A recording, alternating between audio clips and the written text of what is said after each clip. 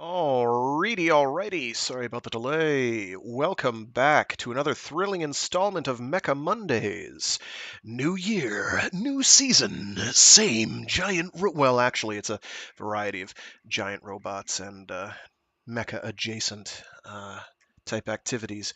We've been doing lots of the adjacent, not so much of the strictly giant robot filled. Powered armor counts. I say stuff like Yukikaze counts because there's a lot of overlapping thematics and ideas. Ace Combat, for all intents and purposes, is a giant robot combat game, but instead of using giant robots, you're using fighter jets. I mean the ridiculously overdramatic plots and all. It's very familiar to anyone who's watched some of these series. So previously on, our boy Rei Fukai, lone wolf that he be, was had to take up a guy for a quick publicity flight. A guy who's a journalist, an American journalist, very much in the be the American that the Japanese think you to be variety. Stereotypical jingoistic, brash, loud, noisy American. Um, Norte Americano or USA. This man eats freedom fries, you see. That sort of guy. Anyway, so Rei Fukai's got to take this guy up on a quick publicity flight, and this quick publicity flight turns into something rather more horrifying when they get sucked into a hyperspace, some sort of pocket dimension, which may or may not have been for the express purpose of studying Yukikaze and possibly communicating with it. Her, the plane. The plane. The water's going to get muddy on that one. Give it a minute. This book is all about how the water is going to get muddy. Um,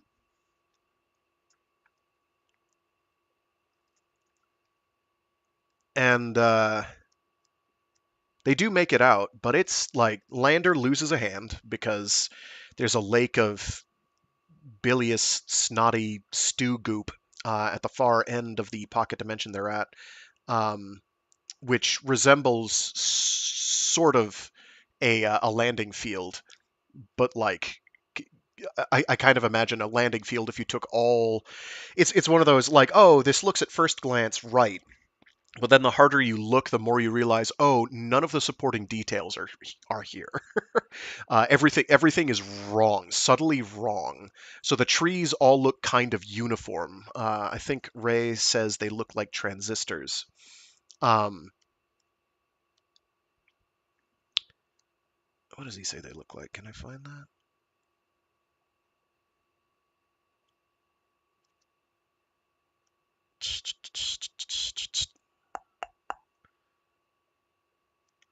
Suffice it to say, it's weird. It's really deeply weird. Um, so the weird gloppy soup stuff has like this invisible field above it that just kind of eradicates molecules or something. So the journalist loses his hand as he pokes it, and it doesn't go well. He lives though. They all live. Um, the jam that's investigating the plane, a jam flying aircraft thing, shows up and is like hovering above Yukikaze, but stops after it gets interfered with by Rei. Rei has a sneaking suspicion that the Jam don't even realize that it's humans that they're fighting. Um, it's just a vibe he gets. He's like, I don't think they know we're a thing. I don't think they realize we exist. Um, and humanity certainly doesn't realize that this is a possibility for how this conflict could be going. So the Jam, as Ray has a sneaking suspicion that the Jam are fighting human machines, um, not humanity. And if they ever realize that they're not fighting humanity, they could become a whole hell of a lot more effective at fighting humanity, is his fear that he says with maximum dread. Um, anyway, moving right along, we will get to the next chapter here, entitled Indian Summer. Let me just real quick check to see how many chapters there are total. Oh, good.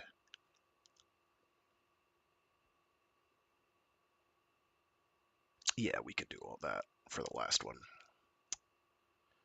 Yeah, there are 8 chapters, and then there's a bunch of supporting data at the end. Um, there's a Yukikaze fact sheet. There's About Yukikaze by Chohei Kambayashi. There's Human/Inhuman by Ran Ishido. There's The Jam Are There by Rei Fukai. And then there's a list of abbreviations and acronyms, which I realize now that I probably should have been referencing pretty much constantly. Most of them are fairly clear. Some of them are not. What's the one that threw me the other day?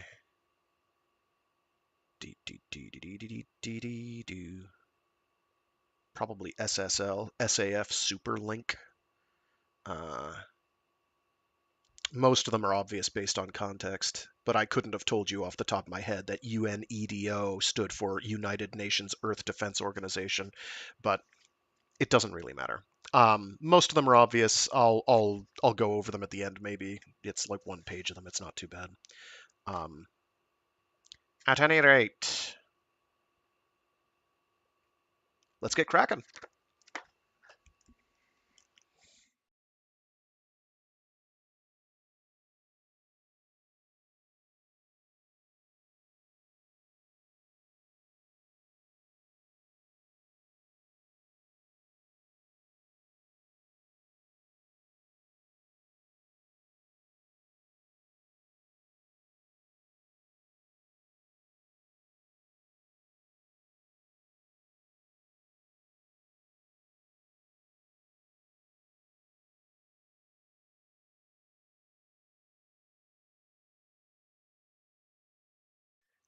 Chapter 4: Indian Summer. To him, tears were simply a bodily necessity, a fluid that protected his eyes and allowed him to see. Nothing more. Emotions knew no place in combat. Therefore, he knew no sadness.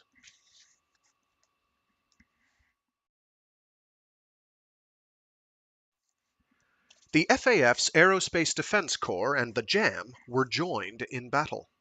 Captain Munch nudged his beloved Sylphid's side stick. Responding immediately to the slight increase in horizontal pressure, the side force controller engaged, and the Sylph slid right, keeping its nose facing forward. Dogfight mode. Enemy in sight. The targeting reticle's distance gauge shrank. He pulled the gun trigger. The airframe shook. A flash, then black smoke. "Got him! Good kill!" yelled his EWO, Second Lieutenant Chu, from the rear seat. "That bandit's toast. Let's head home." "Roger that," the captain replied.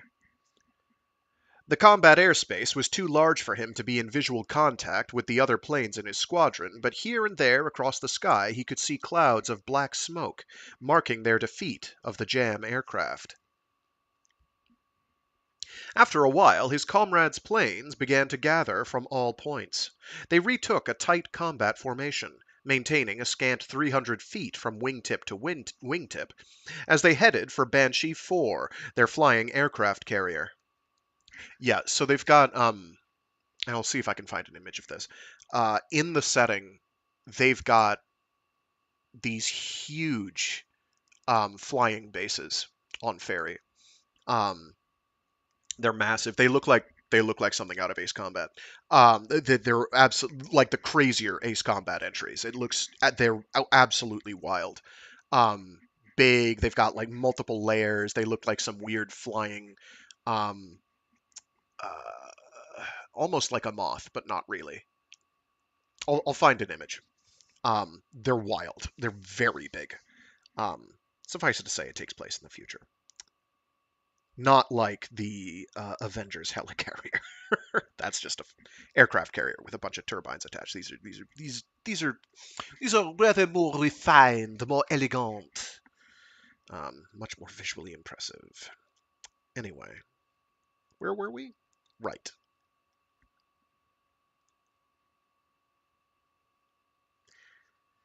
The enemy today didn't seem too tough. That's 'cause they're no match for the sylphs. Oh, check it out, Said Chu, gesturing upwards with his thumb. the tourists going home. A super sylph passed high over Echo Squadron, moving at supersonic speed. There's one of the SAF pukes from the Tactical Air Force, Boomerang Squadron. Huh, he's fast. I doubt we could catch him. No joke. He's strapped onto twin Phoenix Mark 10 engines. Those things are built for super cruising. Those things are built for super cruising? Anyway. But they're meant for more for speed than for mobility, right? We probably couldn't take him at a distance, but I bet we could if we lured him into a dogfight. He'd just bug out of there immediately. I could hit my VMAX switch and he'd still be able to outrun us at normal power without breaking a sweat. Pisses me off, though, him just bailing on us without a single word. Alpha, Bravo, Charlie, and Delta wings of Echo Squadron rejoined. The SAF Super Sylph was now beyond their radar range. No sign of it remained. Home sweet home, dead ahead. Back in dear Banshee's belly, sang Captain Munch in high spirits. We drink, we laugh, and we party. She swallows us whole and... He laughed. Man, all I need is my guitar and it'd be perfect. Screw the guitar. It'd be hell of a lot more perfect if there were some hot girls. Lieutenant Chu checked the radar display. They were 60 clicks out from the flying carrier, a giant nuclear-powered air base that stayed aloft in perpetual orbit around the FAF's air defense zone. The carrier sent out an IFF query signal, and Chu confirmed that their response equipment was functioning. The entire procedure was completed automatically. Or it should have been. That's funny. Banshee's being really insistent. It didn't make a mistake with the IFF code, did it? I doubt they'd forget to check if the code was changed. What's going on over there? Banshee, this is Echo 1. Come in. Banshee, honey, your husband's home. How about you... Cut the chatter! Lieutenant Chu yelled. Multiple medium-range missiles, in closing. Oh, sorry. Closing, not incoming. Incoming is a couple lines ago. A couple lines later. No welcome home kiss, huh? Oh, man, tell me this is not happening. Shit, why are they shooting at their own people? The combat support lines were now cut. What the hell's going on with Banshee's crew? Missiles exploded in front of them. They got Alpha 4! The RWR warning tone was blaring. Let's find out what that stands for giggles. Probably something involving a radar weapon lock. Radar warning receiver. Captain Munch snapped his plane over into a power dive, dumping chaff as he went. They plummeted towards the forests of Fairy until at the last moment Munch lit the afterburners. As they kicked in, the Sylph rocketed into a turn and climbed. Flying through the glittering chaff, the missile lost track of the plane for a moment. It quickly reacquired the target and began maneuvering to resume its pursuit, but it ran out of time and plunged into the forest. The Sylph shuddered in the shockwave of the explosion. That was some high-power missile, way better than what the Jam use. This is no joke. Everyone's gonna get shot down at this rate. Lieutenant, plot a return course. What are you planning? I'm gonna reacquaint the lady with her husband's face. Munch shoved the throttle forward. The induction temperature rose, and low-altitude air turbulence shook the airframe as the engines keened. Hang in there, you suffering bastards. Don't you disgrace the Phoenix name. This isn't a super sylph, you know. They were now in visual contact with Banshee. It was black, massive in scale, with broad flight decks and huge angled wings that made it seem as if it were flying upside down. Munch kept his distance and flew around it. Wish we had some binoculars. Shit, can you see anything? Careful, the point defense system is activating. Radar-linked machine guns opened fire, narrowly missing them as Munch kept them out of range. Jesus, they're throwing 20mm rounds at us. They all gone nuts in there? They damn well know who we are. Now I'm starting to get pissed. Short-range missile closing. Brake, starboard. They juked to the right. No good, it's got us. Actually, that might have been him. That might have been Chu. I don't know. The missile's VT fuse activated, and the flames burst from Munch's starboard engine. The fuel supply automatically cut off, and automatic fire extinguishers activated. The black smoke pouring from the engine changed to white. It held out only for a moment, though, and then caught fire again. The fire warning alarm began to wail. Captain, we have to punch out. The eject warning lit up on the display. In the back seat, Lieutenant Chu checked the ejection control lever. It was in the pilot command position, which meant that if he pulled it, only his seat would be ejected. Captain? Chu slid the control lever to the flight officer command position, and the eject indicator changed to FO command mode. Wait, yelled Munch. We're still going too fast. I'll do it. If the pilot executed the eject command, both seats would be ejected. The lieutenant obeyed his captain. The plane was barely holding level. Here we go. Munch raised his fist, the sign that they were going to eject. He reached up behind him and pulled the face curtain down over his head, which automatically initiated the ejection process. The kinetic inertial reels of their restraints activated, slamming them back into their seats. The sill lock released, the canopy blew off, and the catapult gun ignited. Lieutenant Chu went first, rocketing up and to the right, followed a half-second later by Captain Munch, up and to the left. The IFF and ECM equipment self-destructed. Under each ejection seat, a gas generator activated, igniting a rocket that hurled the men far from the disintegrating plane. The drogue guns on the ejection seats fired out their chutes. At the same time, the harnesses and lap belts released. The small drogue chutes opened, and after a programmed time delay, drew the main chutes out of their canisters. The shock of the main chutes opening released the sticker clips, separating the men's bodies from the seats. As Captain Munch descended, he glanced back at the Sylph, now engulfed in flames.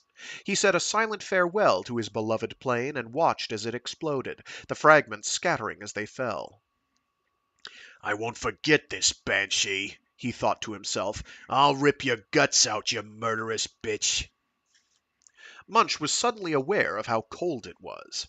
His radio beacon was operating and he had his survival kit, but he still prayed that the search and rescue team would find them soon. The black bulk of Banshee 4 disappeared from sight. All he could hear now was the sound of wind. He wondered if they had just been attacked by a ghost.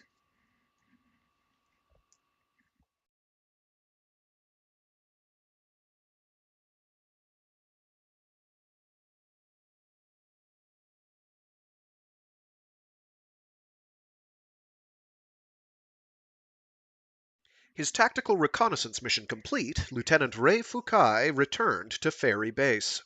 Not long after, he was summoned to appear before the SAF Deputy Commander, General Cooley. When he entered Cooley's office, she didn't acknowledge his salute, but he didn't take offense. Her attention was fixed on a display linked to the main strategic computer in the SAF's mission control room. He stood silently at attention until she spoke at last. Banshee 4's entire fighter squadron was destroyed, she said slowly. Is that what you observed, Lieutenant? I recall observing the reverse. I saw them destroy the Jam squadron, Rei replied. But if Yukikaze's data file says that that wasn't the case, then it wasn't the case. You are correct. So is Yukikaze's data file. The incident occurred after the air battle. Incident? Was there an ambush or something? I wish I could say otherwise. The general relayed to him what they knew so far about the situation, indicating the elements on the display as she spoke. It showed analysis results of the aircraft positions, comm records, armaments used by Banshee, radar frequencies, top secret ECM and ECCM, IFF operational conditions, and so on at the time of the incident. You've got a lot of electronic warfare data there, Rei said expressionlessly. Yukikaze could have collected the same intel easily, though. This is all data obtained from crew members of Banshee 4 who managed to escape. Banshee was attacked by a single jam aircraft just after it launched all of its onboard fighters. The incident began right after that aircraft was shot down. Banshee's crew lost control of all electronic equipment. Since the nuclear reactor was becoming dangerously destabilized, the captain ordered all hands to abandon ship. After that, Banshee continued flying unmanned, and then attacked its returning fighters.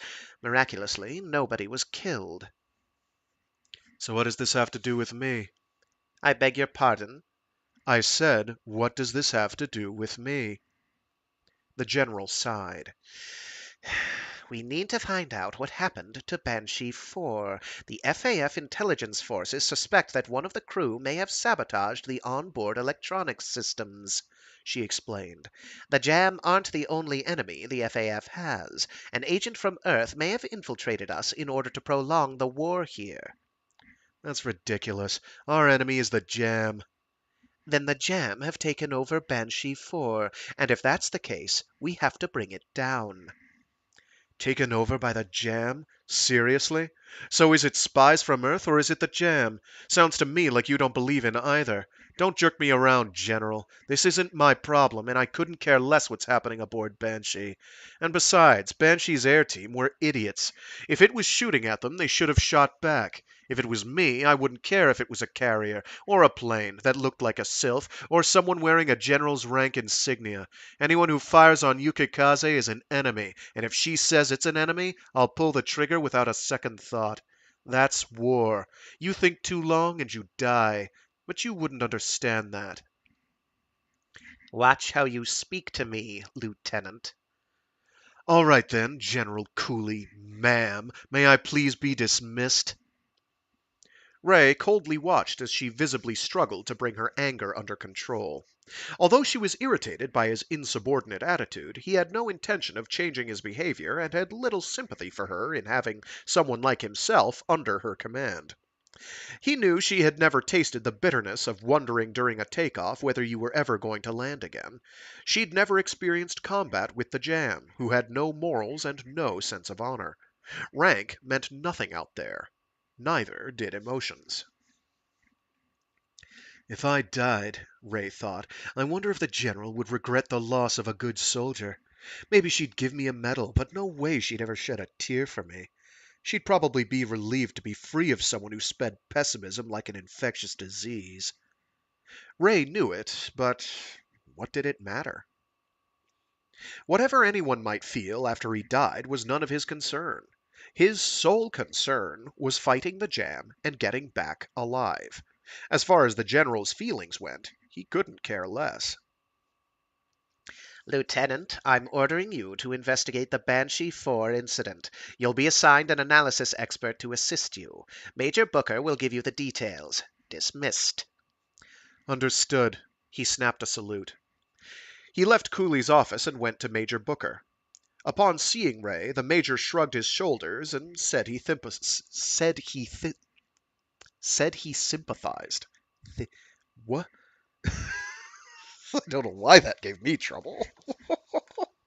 Who knows? Who knows, dude? I tell you, reading these has been a fun excursion in figuring out what things give me extreme difficulty out of nowhere. Anyway. He left Cooley's office and went to Major Booker. Upon seeing Rei, the major shrugged his shoulders and said he sympathized. You probably said something to piss off General Wrinkles again, Rei. Apparently I piss her off just by standing there in front of her. It's not my fault. Booker sighed. Just please don't make her any madder than usual. Please. Any shit you dish out ends up being served back to me. Come on, it's not like you're getting shot at. The jam you can dodge. The general there's no escape from. Booker gathered up some papers, shuffled through them, then slapped them down on the desk again. Strange incident, though. She told you about it, right?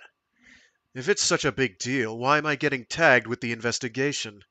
There are reasons which she would have explained to you, if she felt like it. Ray, don't misunderstand. The FAF isn't a business and we aren't employees. It's an air force, and it's run on orders, not complaints. Orders that run from the top to the bottom. It doesn't work in the other direction. An army can't be run from the bottom. Yeah, I know.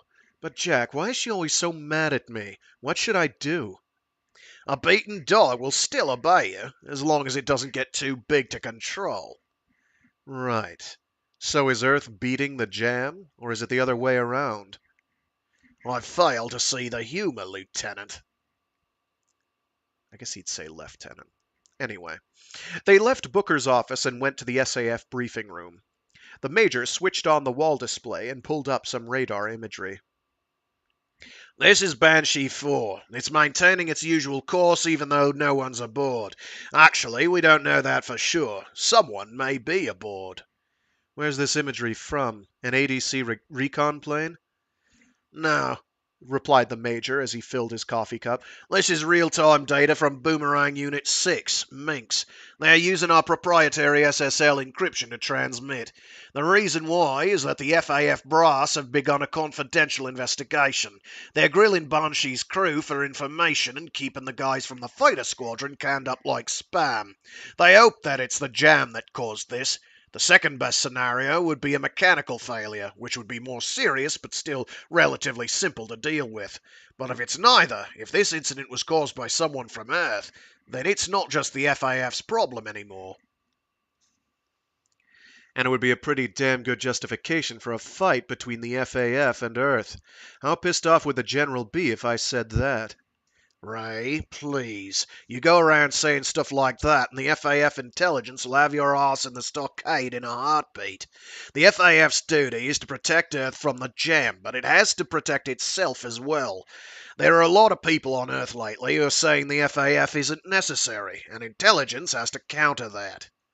Counter it without anyone noticing they're countering it. Exactly.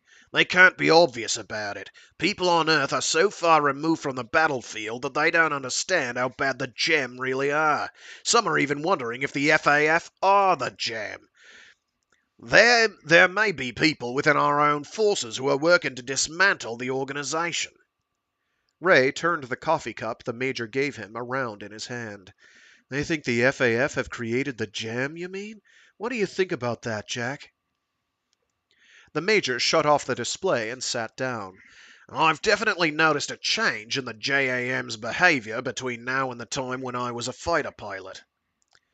As in, they're not as openly aggressive as they used to be? Ray asked. The Jam are altering their strategy, Jack. I think the threat now is higher than it used to be. The fact that there are now people saying the FAF isn't necessary is proof that their invasion has advanced. If the Jam were a mirage created by the FAF, they wouldn't be using that strategy. Ray sipped his coffee. But it doesn't really matter to me. I'm a grunt. I just gotta follow orders. Right, Major? You seem to be saying it doesn't matter an awful lot lately, you know. The Jam are a powerful enemy. I've finally come to understand that, but that's all I understand. If Lynn Jackson had spent time here, she probably wouldn't have written such an optimistic book. That's possible, said Major Booker, nodding. She needs to write a follow-up, but I doubt she ever will. Back on Earth, they just don't understand how much of a threat the Jam is. It's frightening. I'll leave that to intelligence forces to handle. We aren't intelligence operators. We're soldiers. You got that right. Booker worked the display controls and brought up data on Banshee 4.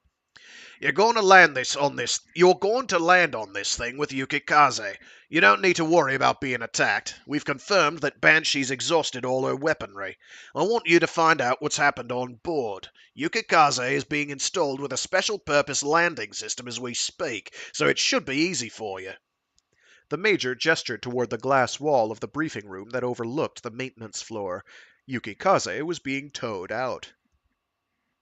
So it's going to be kind of like a carrier landing? I thought they had to extend a hook from Banshee to recover its fighters. That's what they did in the old days, back in the age of airships, when they'd have the planes hanging beneath the carrier. But times have changed. Any plane can land on Banshee, and it's been designed to take on aircraft making emergency landings. Special equipment isn't necessary. You should be able to land there with just a standard arresting hook, but we're still installing an automatic carrier landing system. It's nothing fancy, just modifying the avionics software a bit. And to be safe, we're fitting 6 wire anchor launchers along her underside as well. Major Booker suggested that they test them out, so he and Rei went down to the maintenance floor. After the mechanics gave them the thumbs up, Rei got into Yukikaze's cockpit, while the Major settled into the rear seat. The mechanics removed the external ladder and moved away from the plane. Rei, look at your arresting hook control panel. There should be an aux control switch. That should trigger the launchers for the wire anchors. Give it a try. Rei turned the switch. With a loud wham! Thin wires shot out from under Yukikaze and embedded themselves into a dummy board that had been laid down over the floor of the bay. The sharp, recurved heads of the wires stuck fast. Normally, you wouldn't need this because the plane would be caught by the arresting cables. There's a self-propelled robotic spotting dolly on Banshee's deck. If it keeps the plane's attitude correct and it shuttles the launch bar back, but we don't know if it's working. If it isn't, the aircraft's stowage elevator may not be working either. Booker climbed out of the plane. If it isn't, Rei said as he followed the Major down, Yukikaze will be stuck on Banshee's deck. I won't exactly be able to get out and stroll around out there. The thing is flying, after all. It's moving at less than 120 knots, but yeah, it'd be certain suicide if you tried it. Even if I wasn't blown off, I probably wouldn't even be able to breathe because of the wind pressure. Don't worry, I've got an idea. It better be a good one, Jack. If I go rolling off of there, oops, sorry, isn't gonna cut it. You've had wind tunnel resistance training, right? Relax, leave it to me. Rei followed the Major across the maintenance floor and into the personnel elevator. We have another place to go? I want to introduce you to your partner. His name's Tom John from the Systems Corps. Everyone calls him Tomahawk. I think his real first name may be Thomas, but I'm not sure. What I do know for sure is that he's a genius at avionics. Tomahawk? He's an Indian? Yeah, they say he's a genuine Native American. I think he was born in Canada. They entered the SAF mission control room. It was a high-ceilinged chamber, its walls filled with battle progress displays crowded with code letters and data transmitted from the Tactical Air Force's GHQ. Tom John was drinking coffee and chatting with a female operator. Seeing Major Booker, he put the cup down onto the console and saluted. He had sunken cheeks, reddish-brown skin, and long black hair that was tied back. His physique was slight. Compared to the large woman next to him, he could almost be mistaken for a child. But the impression Rei got from him belied his physical appearance. He was, without a doubt, a soldier. Rei thought his eyes were like those of a hawk. Hi, Tom, said the Major in a friendly tone. Welcome to the SAF. So, getting to know us? The operator coughed and turned back to her console. Yep, answered Tomahawk with a smile. You're lucky. The SAF has a lot of pretty girls here. Speaking of, our little tomboy Minx should be back soon. How's she doing, Hickalicia? Unless that's Hikalatia? I've never honestly seen that name out in the wild before. Hikalatia. Hikalatia? Hikalatia? Hikalatia? I don't know. Anyway, Hikalatia it is. Minx is scheduled to return at 22:20, said the operator. Banshee 4 has no means of attack, and there has been no unusual activity. Like I said before, Banshee exhausted all of its missiles and gun ammo, but there is a possibility that it could be directed to crash into Fairy Base. Anyway, Tom, let me introduce you. This is Lieutenant Rei Fukai, one of our top SILF drivers. Man, the SAF really does run itself like an independent air force. Everything you guys have is top shelf. I'm sure your skills are worthy of your plane, Lieutenant. Nice to meet you. I'm good as long as I've got Yukikaze. Rei expressionlessly held out his hand, and the other man clasped it, accepting the handshake. Huh, said Booker. I think this is the first time I've ever seen a boomerang pilot shake someone's hand. Tom, you're the only one aside from Yukikaze that Rei's ever extended a hand to. The only things he trusts are high-tech combat machines. Really? Said Tomahawk with a smile. Then maybe he sees me as a machine. He laughed lightly, but Rei thought that his smile was strangely sad.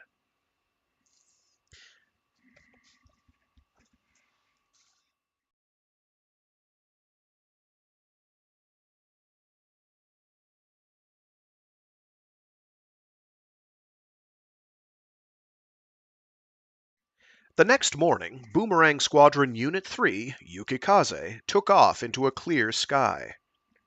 As they entered a steep climb, the ACLS beacon ran through its self-test.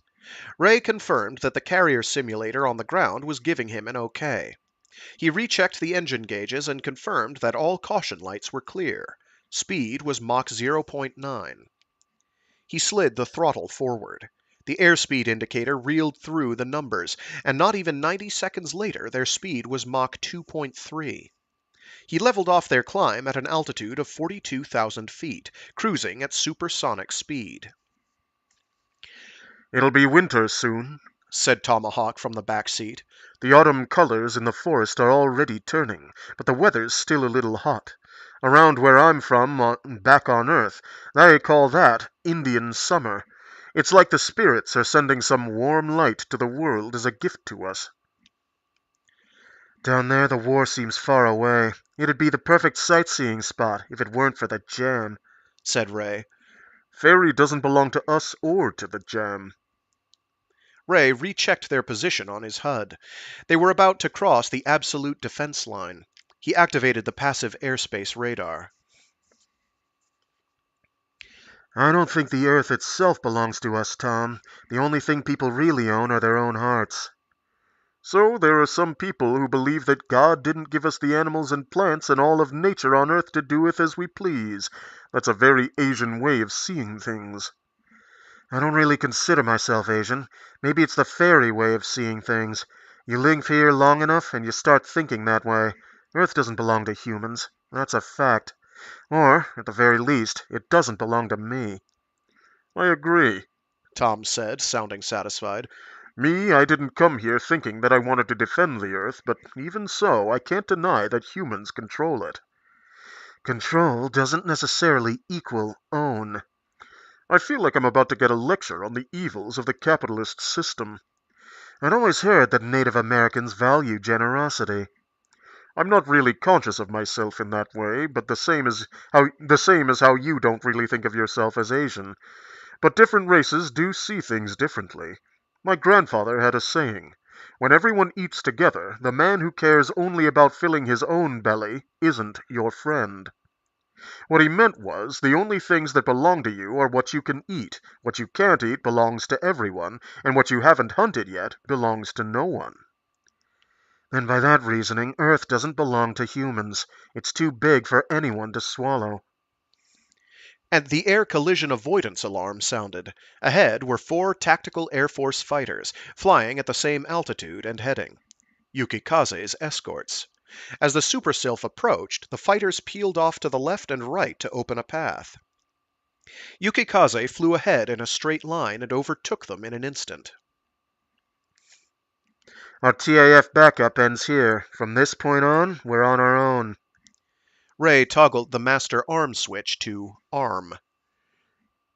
You know, I think your grandfather had a point. Maybe if everyone around me were more like that, I'd be a different person, thought Rei. Everyone else just seemed like they were trying to thrust their hands into the bellies of others. My father and grandfather spent their entire lives on the reservation, but that life wasn't for me. I came here because there weren't any avionics jobs in the Air Force Reserves either. I heard you helped make a lot of Yukikaze's electronic systems. She's a good plane. I respect that. I worked in the sections that developed the basic theory for her high-velocity fire control system and the early warning radar system, but it'd be kind of pushing things to say that I made them. That's not something anyone can do on their own. So, what brought you to Ferry, Lieutenant? Why do you ask? Using the word respect doesn't seem like something a boomerang pilot would do.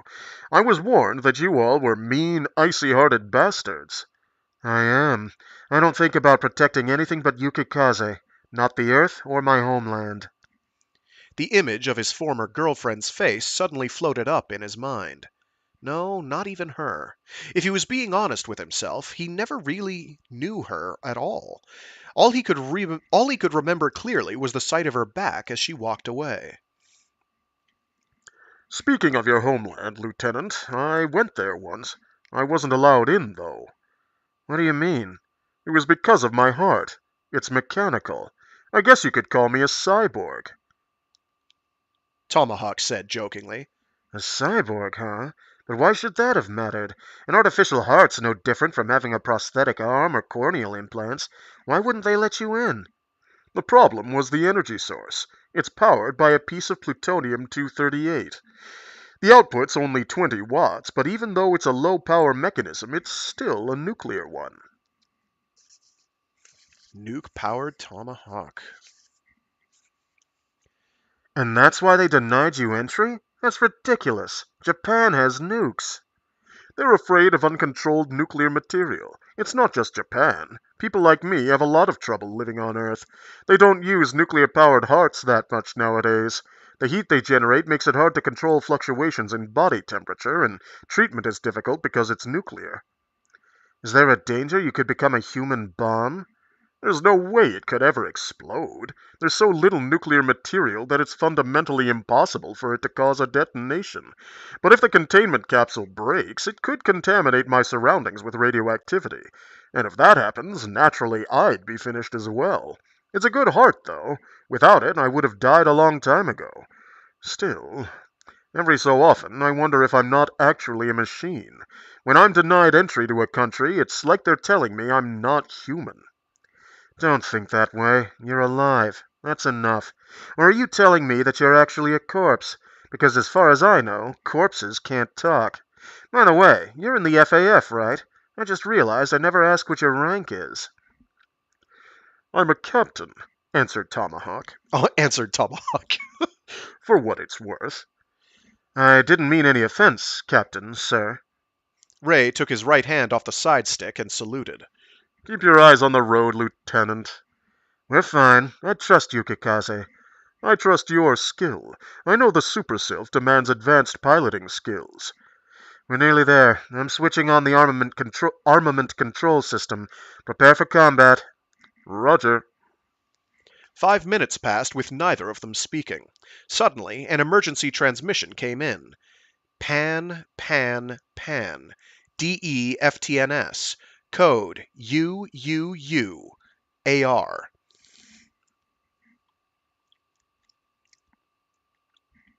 I think they're about to tell us what that means. I think that's going to be our boy Tom talking. It's from the Tactical Nav Support Satellite. Your plane is drawing dangerously close. Change course.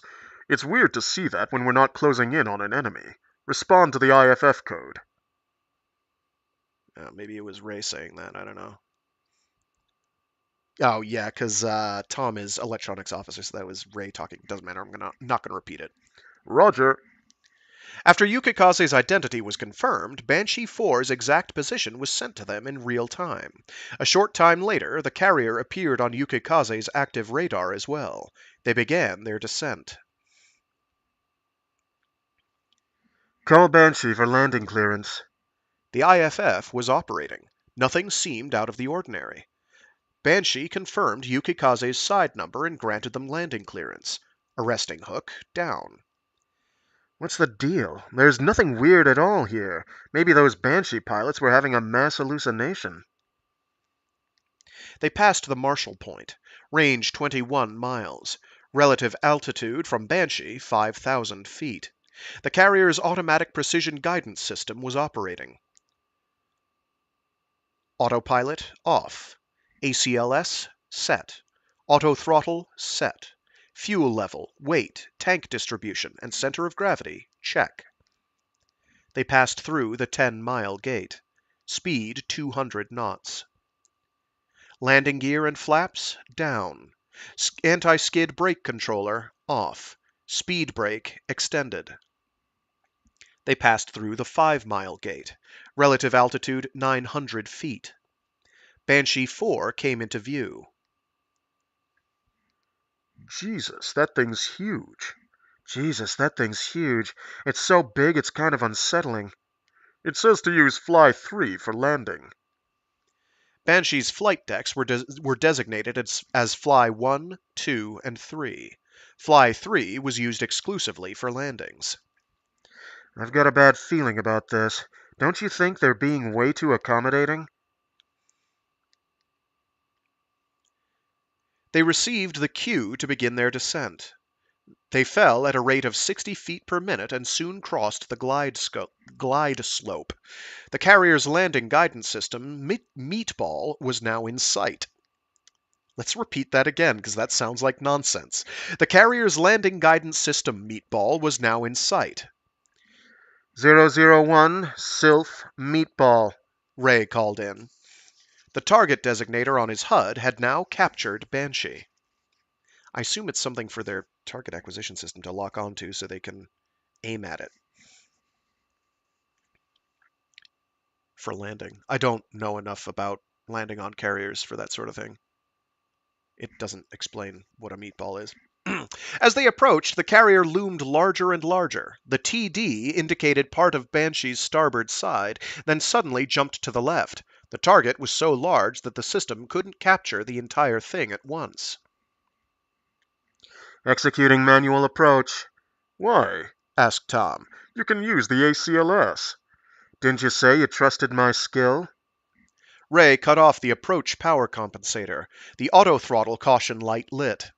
Auto-throttle off. Throttle mode to boost. He deactivated the ACLS and direct lift control systems. Throttle to max. Lineup and elevation check. He was on approach now, taking care not to stray off of the glide slope. They passed over the landing threshold of Banshee 4's flight deck. Yukikaze executed a brake turn and veered off to the port side of the carrier to get into the 180 position for landing. A head-up call came from Banshee. Nice of them to guide me in like this. Let's just land this thing, Lieutenant. It's the jam. It's gotta be. They want to take Yukikaze. They want to capture a super sylph. That's just speculation. We need proof. Isn't that why we came here? It is. But we're not going to land on Fly 3. I'm bringing us down on the aircraft stowage elevator. Can you do that? Yeah. I don't want Yukikaze being restrained by Banshee. They entered final approach, moving away from the center indicated by the meatball. Yukikaze drew near the main elevator at the edge of the deck. Working the pitch control, Rei slowed his plane to match Banshee's airspeed, managing to keep her roughly level despite the poor conditions caused by the wild air currents. They fell slowly to the deck. Touchdown. For a second, it seemed like they were going to bolt her, and Rei broke out in a cold sweat.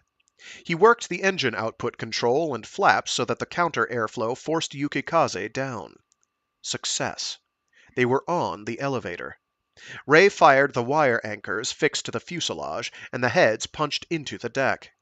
The spotting dolly standing by approached and moved onto the elevator deck, its emergency light flashing red.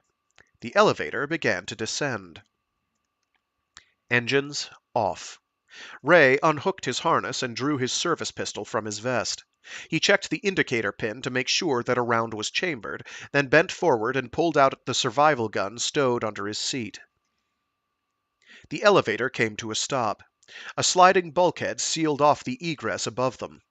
Rei popped the canopy open, then jumped down from Yukikaze, machine gun in hand, and opened fire on the dolly. The robot, which had been readying to tow Yukikaze into the hangar, exploded in a shower of sparks and fell silent. A burning smell hung in the air. "Okay, you can come down now, Tom. We've got a job to do." It was dark inside the cavernous hangar. Only the emergency lights were on. Only the emergency lights were on. Normally, the space would have been filled with carrier-based aircraft packed closely together with their wings folded up, but now it was deserted and seemed oddly huge. In the midst of the expanse there was only Yukikaze, her wings spread atop the elevator floor, looking like an animal pricking up its ears as it strained to listen for a predator. Why'd you shoot the spotting dolly? Asked Tomahawk as he climbed down from Yukikaze, a small all-purpose system analyzer in his hand. Aren't you being a little overcautious? We should consider this place a jam base, so watch your step. We don't know what might come at us. This may be our chance to gather some intel, but it'd be worthless if we don't make it back alive. You're thinking we could be the first humans to come in contact with an actual jam?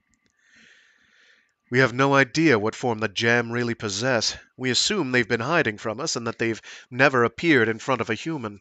That's Lynn Jackson's opinion, but I've a feeling that may be wrong. I wonder if it's not that they won't appear to humans, but that humans aren't able to sense them. Like spirits, you mean? Maybe, maybe not. There's also the possibility that we look at them without actually seeing them. We see jam fighters, and we have no doubts that there are jam inside of them, or, even if there aren't, that they were made by jam people.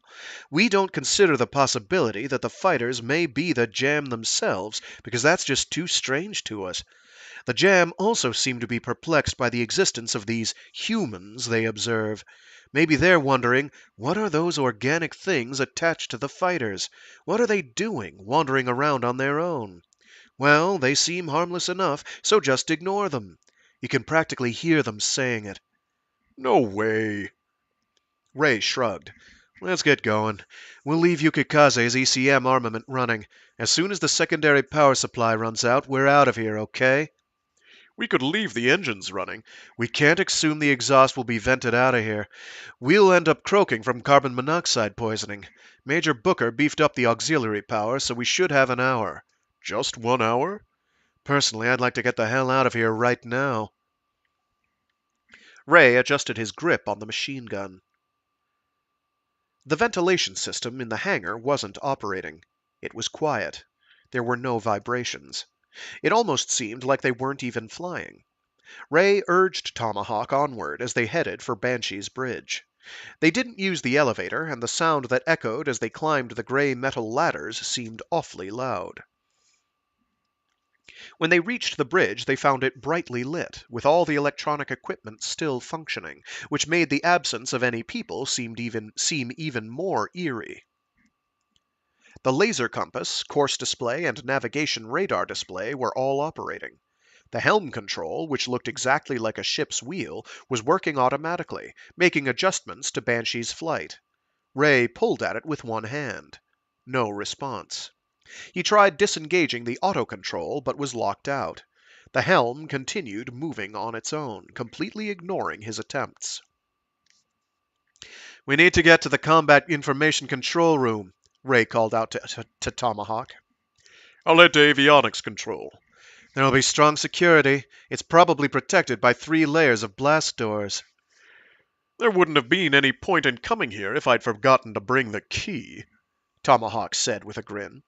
It's the same access as what the captain and the avionics officer would have. Just leave it to me. I'll go debug the computer. You're seeing jam where there aren't any, Lieutenant. They left the bridge. But you brought a pistol too, right? Rei said doggedly. Tomahawk raised an eyebrow. It's not a good idea to start shooting when you're surrounded by precision equipment that's keeping you in the air. Don't worry, even if this is the jam, they can't do anything to me in the computer room. It's the safest place in the ship. But just please keep an eye on Banshee's course. I don't want us to crash into the ground while we're not looking. Okay, but something is still making me nervous here. That's not like a boomerang pilot. I have a duty to bring you back in one piece. Nothing's going to happen. If you think about how gigantic and complex the whole system is, it's no surprise that maintaining quality control is a hard thing. You aim for perfection when you design it, but unfortunately you can't guarantee that there will absolutely never be any failures. Even if you get the failure rate down to 1 in 10 quadrillion, you still can't get it to 0. I think that when the jam attacked, it caused a fault to appear by chance. The situation that would cause the fault to present itself just hadn't happened until now. You have 50 minutes, Tom. Don't even think about trying to hunt down the errors. You just need to gather information. We can take our time to analyze it once we're back. If you see any people, shoot them. They don't need to threaten us. You just shoot to kill. The engineer stopped and raised his hands in a "don't worry" gesture and nodded. I'm serious, Tom. Don't get careless. I'm on your side, but if you don't get back in time, I'm leaving without you. I doubt you'd really do that. You're a good man. I'm starting to see why Major Booker relies on you. Ray, you won't be in Boomerang Squadron forever. Someday, that icy heart of yours is going to melt. Not just an avionics expert, you're a psychic too? Tomahawk clapped Ray on the shoulder, then walked off through then walked off through the narrow companionway. Ray watched him go, his machine gun lowered, until the diminutive figure rounded a corner and passed out of sight. Ray made his way to the CIC. Once there, he sat down in the command chair and looked at the display. The now unmanned Banshee 4 was continuing to be operated by a host of computerized systems. On the screen, he quickly cycled through the long-range search radar, course monitoring radar, warning radar, fire control radar, beacon, IFF transponder, weather monitoring readouts, flight computer systems, all sorts of sensor data, and onboard command schematic of the ship. A chart showing the operational mode of the ship's takeoff and landing guidance systems. Ellipsis. ... He laid the machine gun down on the console and leaned back in the seat, keeping his eyes on the data and occasionally checking his watch. The minutes crawled by. To help pass the time, he messed around with the fire control radar, thinking how he wouldn't have been able to do a damned thing if he'd been targeted by it. It was a high-output radar, built to overpower JAM ECM, and its EM waves could cook an unprotected human from 2 clicks away. Yukikaze's ECM would be no match for it.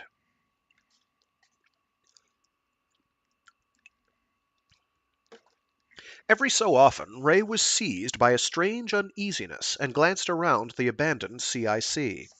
He couldn't shake the feeling that he was being watched. After 30 minutes had passed, he knew he wasn't just imagining it. He heard something coming from the air vent. His limbs tensed, adrenaline coursing through his system even as he doubted his own ears. Keeping his gaze forward and posture relaxed, he felt for the machine gun. He secured his grip, snatched up the gun, jumped onto the console, and smashed open the vent grill near the ceiling with the shoulder stock. There was a faint sound. He ripped the flashlight from his life vest and pointed the beam down the duct. A rat. A normal Earth rat. Feeling half relieved and half disappointed, Ray jumped down from the console. Maybe Banshee's been taken over by rats and not the jam, he thought with black humor. Rats were an indispensable part of any ship. He called Tomahawk on the intercom. No answer. Probably completely engrossed with his work. Ray sat down again and waited patiently. 40 minutes. 41 minutes. 42 minutes. 43 minutes. Still no word from the other man. 45 minutes. 46. He couldn't wait any longer. Yukikaze was more important to him than Banshee was. Just as he was about to get up, a warning klaxon began to blare throughout the ship. It was so loud and sudden that it caused Ray to literally jump to his feet. Gripping the machine gun, he checked the display. Condition red. He sprang at the intercom. "What is it? What's happened?" No answer. This didn't seem like a malfunction. He ran out of the CIC and through the maze-like interior of the ship toward the central avionics room where Tomahawk was. When he saw signs warning, "No entry without authorization of AV officer," "Area off limits without captain's permission," and "Suspicious individuals will be shot on sight," he knew he was nearing the right place. A blast door. Another blast door. And still another. White, brightly lit. A clean room. A frigid redoubt for the avionics equipment. Tom? Tomahawk? Tom, John, answer me! He ran through the room, searching for Tomahawk between the equipment stacks as the klaxon continued to wail. He finally found the engineer lying face down on the floor. Rei ran up and grabbed him, turned him over, then dropped him in instinctive revulsion. Tomahawk's chest was covered by a wriggling mass of small, black, insect-like creatures. Jam? He brushed them off with his flight-gloved hand. They felt like pieces of metal. Hang on, Tom. We're getting out of here. The engineer's face looked drained of blood. Rei slapped his cheek and he stirred. Ray, Tom groaned. You were right. They were looking up the control circuitry for my heart. They've screwed it up. Get out of here fast, Lieutenant. Banshee's going to crash soon. I smashed the cooling system for the avionics control. You have to escape before the other systems break down. Keeping Banshee's electronics properly cooled consumed 300 kilowatts of power and half a ton of coolant every minute. It wouldn't be long before they started to overheat. If it's going down, we can still get you out on Yukikaze. Rei shouldered the machine gun and tried to help Tomahawk to his feet, but the other man refused to cooperate. I wanted to take out these guys with my own hands. I'm done, Ray. The jam have wrecked my heart. Even if you got me aboard Yukikaze, I wouldn't make it back to base. Get out of here now, Lieutenant. That's an order. This can't be happening. If I'd just stayed with you, Rei stopped, his eyes widening. The black things that had been scattered on the floor were coming together, coalescing into a single, large, insectoid shape. A multicellular, mechanical life form. A jam spy. Lieutenant, there's no time. I don't think those things will touch a human. If they wanted to kill us, they could have done it easily. They probably thought I was a machine. A machine? Am I a machine? Don't try to talk. I'm taking you back no matter what. Just as Rei was leveling his machine gun at the jam, it released a high-density burst of energy. The shockwave hurled Rei back into the panel behind him. Momentarily stunned, he took a few heaving breaths, registered that he still had a grip on the gun, then lifted it and opened fire at the jam. It scattered into its component parts. He scrambled to his feet, feeling a vague surprise that he didn't seem to be badly injured. The jam weren't after Rei. They wanted Tomahawk, or, more accurately, Tomahawk's heart. Tom John! Captain! Stay back! Tom rasped, his voice barely audible. You'll be exposed to the radiation. Ray, just tell me. I am human, aren't I? Of course you are. You are. You're alive. That's enough. Or are you telling me that you're actually a corpse? Captain John Tomahawk! Rei watched as the captain's still form was haloed by the rich red of his blood seeping onto the floor. He turned away, snatched up the system analyzer as a memento, and ran for the exit. As he grasped the blast door handle, he looked back at Tomahawk. The single imperative order of Boomerang Squadron clawed at his mind. Make it back alive, even if you have to let your comrades die. A corpse is just a thing. Rei said his farewells to the dead man, then sprinted toward Yukikaze. He made it to the hangar bay. He vaulted up the boarding ladder, tossing the system analyzer into the cockpit, then sank into his seat. Engines start. He was about to execute the command to raise the elevator when he suddenly realized this wasn't the main hangar. The spotting dolly he'd blown up wasn't there. A shudder convulsed through him, as though he'd been doused with icy water, and he scrambled out of the seat. The engines continued to rev up. No, that wasn't the sound of the Phoenix Mark 10. It was only just the slightest bit different, but those weren't Phoenixes. This wasn't Yukikaze. It was identical in appearance, but Rei knew. This wasn't his beloved plane. It was a copy made by the Jam.